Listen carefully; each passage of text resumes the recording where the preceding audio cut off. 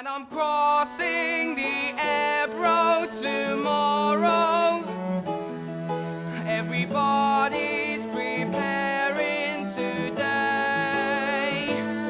Well, maybe this time, for the first time, maybe this time we'll go all the way.